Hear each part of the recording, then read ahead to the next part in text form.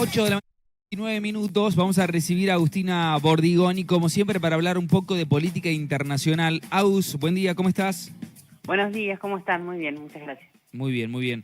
Bueno, Agus, vamos a hablar un poquitito de lo que ha pasado con Darío Antonio Usuga, alias Otoniel, uno de los hombres más buscados, si no acaso el más buscado de Colombia, ¿no? Sí, bueno, a él lo detuvieron el año pasado, ahora lo Ujú. que sucedió ahora es que lo extraditaron a Estados Unidos, pero en el momento en el que, digamos, un poco parafraseando lo que dijiste, en el momento en el que lo detuvieron, el presidente Duque dijo que era el golpe más duro al narcotráfico en Colombia en este siglo, ¿no?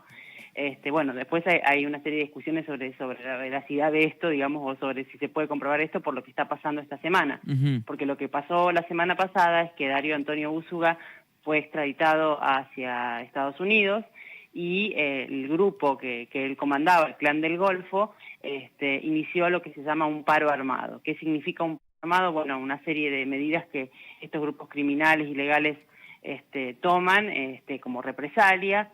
Por lo general, cuando pasa esto, cuando matan a un líder, a uno de sus jefes, o cuando lo apresan, o cuando hay elecciones, cosa que también se cumple en este caso, porque el 29 de mayo hay elecciones presidenciales, o cuando se enfrentan a un operativo militar. Ujú. Y en este caso, este paro armado lo que significó fue que para muchos municipios donde ellos dominan, o donde tienen gran control del poder, lo que pasó fue que, bueno, se suspendieron las clases, las personas no podían transportarse en ningún transporte público, es decir, casi como un toque de queda, ¿no? Eso es Claro. lo que implementaron, además de quema de vehículos y algunos ataques puntuales. Bien, ¿cuál era la zona de acción o cuál es la zona de acción? Porque no se ha desactivado todo este grupo narco. Digo, ¿cuál es la zona de acción, Agus? Bueno, mira, ellos tienen control en más de 200 municipios. Y digamos, y este toque de queda se dio en 130 aproximadamente, sobre todo en el norte del país. Pero lo que deja en evidencia esto es cómo estos grupos controlan ciertos lugares del país en donde hay ausencia del Estado, ¿no? Y esto no sucede solamente durante este gobierno, sucedió a lo largo de la historia, porque el principal problema del país es el tema del narcotráfico. Es el principal productor de cocaína del mundo y es muy difícil que desbaratar una banda, bueno, si se puede desbaratar, pero inmediatamente surge otra, ¿no? Porque el problema está en que es un gran negocio. Entonces, hay distintos grupos armados y legales en Colombia que operan en diferentes partes del país. Estos en particular tienen control o tienen bases en 200, por lo menos 200 municipios del país y además en otros países también, ¿no?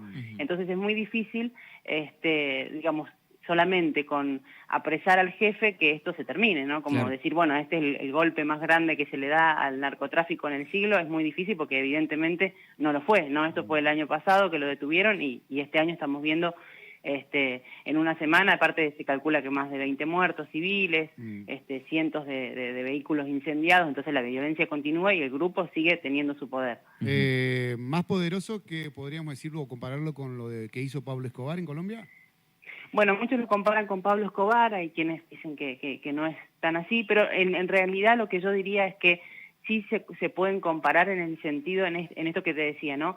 Que estos grupos ocupan partes que el Estado no ocupa. ¿Y qué implica eso? No solamente ejercer poder de manera violenta, sino también ocuparse de cuestiones sociales, incluso, ¿no? Entonces, por eso, a veces estos grupos generan cierto apoyo de las comunidades en donde viven. En algunos casos, ¿no? Por supuesto, no siempre. Pero lo importante es esto, que tanto en el caso de Pablo Escobar como en este caso del Clan del Golfo, lo que sucede es que el Estado no está presente o no puede estar lo suficientemente presente y estos grupos ocupan ese poder. Y además Incluso tienen pueden apoyo suspender de las clases, ¿no? las guerrillas también, ¿no? Bueno, hay diferentes grupos armados. Este en particular, que está vinculado con el narcotráfico también, Otoniel perteneció, por ejemplo, a la FARC, ¿no? Entonces vienen de esa historia de las guerrillas. Y hay además guerrillas que fueron ocupando ese lugar que las FARC desocuparon después de los acuerdos de paz, ¿no? Además de las FARC disidentes, hay otros grupos armados que fueron ocupando lugares en el país. Agus, en un momento se planteaba de que este hombre, Otoniel, tenía redes en el resto de otros países. ¿Esto se ha confirmado? ¿Se pudo confirmar? Claro, bueno, sí, el Clan del Golfo tiene redes en otros países, Claro. que son los países donde se comercializa, donde se vende, en Estados Unidos también, ¿no es cierto? Entonces, por eso digo que es muy difícil de desbaratar desde un solo lugar. Atacando al jefe de este Clan del Golfo en Colombia, y no se soluciona el problema, porque el problema está no solamente en quién vende, sino que también quién consume y quién demanda, ¿no? Y si no se ataca la demanda, que es cosa que nunca se hizo en Colombia, porque siempre las estrategias fueron variando, pero o atacar a los jefes o atacar de tal manera, pero digamos nunca se atacó o se vio el problema del consumo, y el mayor consumidor del mundo es Estados Unidos, ¿no? Entonces también habría que ver esa parte que no se está viendo del problema del narcotráfico. Mientras el narcotráfico siga siendo un buen negocio, va a seguir existiendo y van a volver a existir otros grupos, o va a haber otro cabecilla, o va a haber lo que sea, pero digamos, siempre esto va a suceder mientras siga siendo un negocio. Bueno, la extradición ya está confirmada y ya fue trasladado, digo sí, que... Sí. Bien. Sí, él ya fue trasladado, no se declaró culpable, tampoco pidió libertad bajo fianza, se va a someter a un juicio directamente, ¿no? Eso es lo que va a suceder, pero ya está en Estados Unidos. Sí. Bien. Bueno, y todo lo que conlleva, ¿no? Situaciones que siempre están amenazados, digo, ha pasado con otros narcos o líderes narcos cuando, bueno, es el caso del Chapo, ¿no? Digo, de todo lo que se vive... y lo que conlleva cuando son trasladados, que tienen que presentarse a las salas, lo que tienen que armar en los operativos y la logística para la seguridad. Bueno, es complejo, no es una situación fácil, aunque crean que dominan todo o que tienen la mayor seguridad del mundo, nada asegura nada, ¿no? Porque ellos se mueven con total impunidad y si quieren ponen una bomba en cualquier lugar. Esto es una realidad, ¿no? Digo, no les importa absolutamente nada. No, seguro, se manejan de esa manera. Y igualmente en los últimos años lo que estaba pasando con Otoniel es que estaba perdiendo un poco ese poder que tenía y se estaba trasladando a distintos lugares del país, estaba viviendo en condiciones a veces bastante precarias como para poder burlar, digamos, todos esos controles. Pero por supuesto, nadie es,